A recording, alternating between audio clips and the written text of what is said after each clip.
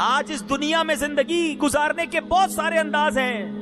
آج لوگوں کے گھر مختلف قسم کے ہیں. یہاں الگ الگ اسٹائل کے گھر ہوں گے. کوئی چھوٹا ہوگا, کوئی بڑا ہوگا, کوئی 1 کنال تو کوئی 2 کنال تو کوئی 4 کنال. اچھا فلاں بلاک میں آپ کا گھر ہے. اچھا جناب کوئی غریب ہے تو میں جناب بزنگ میں رہتا ہوں, تو میں فلاں علاقے میں رہتا ہوں, میرا چھوٹا سا گھر ہے, میں تو فلیٹ میں رہتا ہوں, کوئی کہے گا جھونپڑی میں رہتا ہوں. بہت سارے انداز ہیں رہنے کے, بڑے طرح کے گھر ہیں دنیا میں, مگر قبر تو 2 ہی طرح کی ہے. پاک صلی اللہ تعالیٰ علیہ وسلم کا فرمان عالی شان ہے. میرے آقا فرماتے ہیں, حدیث پاک کا خلاصہ ہے کہ قبر 2 طرح کی ہوتی ہے. یا تو جنت کے باغوں میں سے ایک باغ ہوتی ہے, یا تو دوزخ کے گھڑوں میں سے ایک گھڑا. بتاؤ میرے میٹھے اسلامی بھائیوں, جتنے میرے اسلامی بھائی یہاں بیٹھے ہیں یا بعد میں جو یہ بیان سنے, اپنے آپ سے پوچھ لو, خدا را اپنے آپ سے پوچھو, اگر آج مر گیا قبر جنت کا باغ بنے گی؟ ایسے کام کر لیے, کیا اللہ کو راضی کر لیا؟ زندگی گناہوں بھری تو نہیں گزری؟ اگر دل سے آواز آ رہی کہ ہاں میری قبر جنت کا باغ بن جائے گی, پھر تو ٹھیک ہے.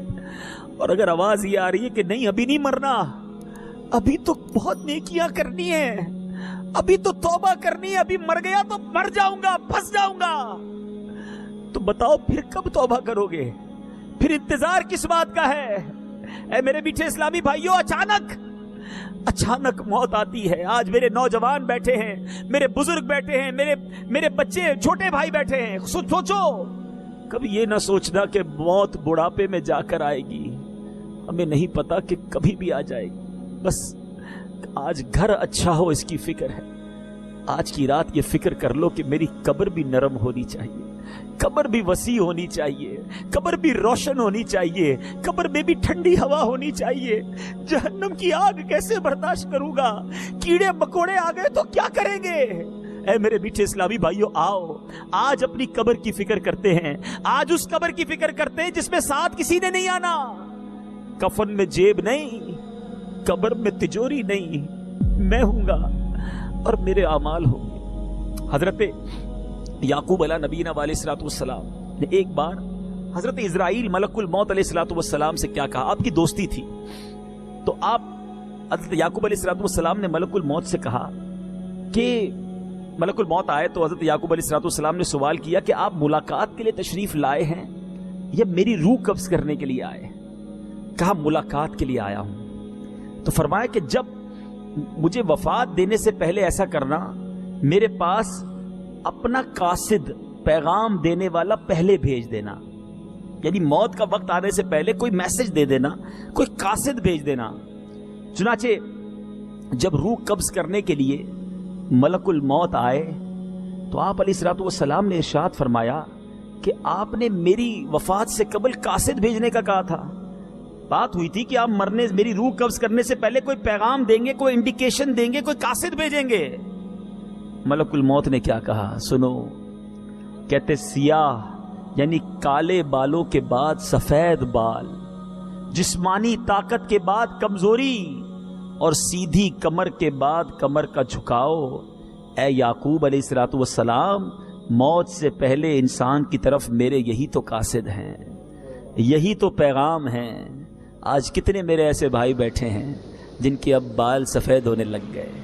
اچھا انسان جو ہے نا وہ اپنے آپ کو بوڑھا ماننے کے لیے بھی تیار نہیں ہوتا, کہتے ہیں نزلے سے سفید ہوئے ہیں. ارے آ گیا نا سفید بال, اب تیاری کر لو, اب یہ آ گیا موت کا پیغام. آنکھیں پہلے بڑا اچھا دیکھتی تھیں, اب آنکھوں میں کمزوری آنے لگی ہے, اب چشمے لگنے شروع ہو گئے ہیں, اب قریب سے پڑھنا مشکل ہو گیا, تھوڑا پیپر کو دور کرنا پڑتا ہے. یہ پیغام ہے, یہ قاصد ہے, یہ میسج ہے کہ اب چلنے کی باری ہے, اب جانے کی تیاری کر لو. کمر میں جھکاؤ, اعضاء میں کمزوری. میرے کتنے بھائی ایسے بیٹھے ہیں جو اب اپنی عمر, اگر ایوریج لائف بھی میں نے اور آپ نے جینا ہے نا, اول تو کل کا پتہ نہیں ہے, تو بھی آدھی سے زیادہ زندگی گزر گئی ہے. پھر کس بات کا انتظار ہے؟ آئیے اب چلنے کی, اب آخرت کی تیاری کرنی ہے. یہاں اس کا مطلب یہ نہیں کہ نوجوان یہ سوچے کہ جناب ابھی بال سفید ہوں گے, بوڑھا ہو جاؤں گا پھر تیاری کروں گا. نہیں, مفتی اعظم ہند مصطفیٰ رضا خان صاحب نوری سمجھاتے ہیں نا, ریاضت کے یہی دن ہیں, بڑھاپے میں کہاں ہمت, جو کچھ کرنا ہے اب کر لو. ابھی نوری جواں تم ہو، کیونکہ ہمیں نہیں پتا کہ بڑھاپا ملنا بھی ہے کہ نہیں، اور مل بھی گیا تو پوچھو بوڑھوں سے۔ آج روزے رکھنا چاہتے ہیں مگر اتنی بیماریاں ہیں کہ روزے رکھ نہیں پاتے، تراویح پڑھنا چاہتے ہیں مگر پیروں میں جان ہی نہیں کہ تراویح پڑھ سکے، آج دین کے کام کے لیے دل بھی چاہتا ہے مگر طرح طرح کی بیماریوں نے گھیر لیا۔ تو اے نوجوانوں، جن کو اللہ نے جوانی دی ہے، جن کے پاس صحت کی طاقت ہے، ارے اس صحت کو غنیمت جان کر آج عبادت کر لو، آج اللہ کی فرما برداری والے کام کر لو، تاکہ آخرت میں بھی، بلکہ بڑھاپے میں کیا فائدہ ہوگا۔ ایک بزرگ کے بارے میں آتا ہے، آپ کی عمر 100 سال سے زیادہ تھی، تو آپ کے سارے اعضاء جو تھے نا وہ فٹ تھے، آنکھیں بھی ٹھیک تھیں، دانت بھی صحیح تھے، ہاتھ پیر بھی سلامت۔ تو کسی نے کہا حضرت آپ اتنی بڑی عمر ہو گئی، آپ بالکل جوان جیسے دکھتے ہیں، کیا جواب دیا؟ سنو میرے نوجوانوں سنو، کہتے میں نے جوانی میں اپنے ہاتھ پیر اپنے اعضاء کو اللہ کی نافرمانی میں استعمال نہیں کیا، اللہ نے میرے یہ ہاتھ پیر بڑھاپے میں ضائع نہیں کیے۔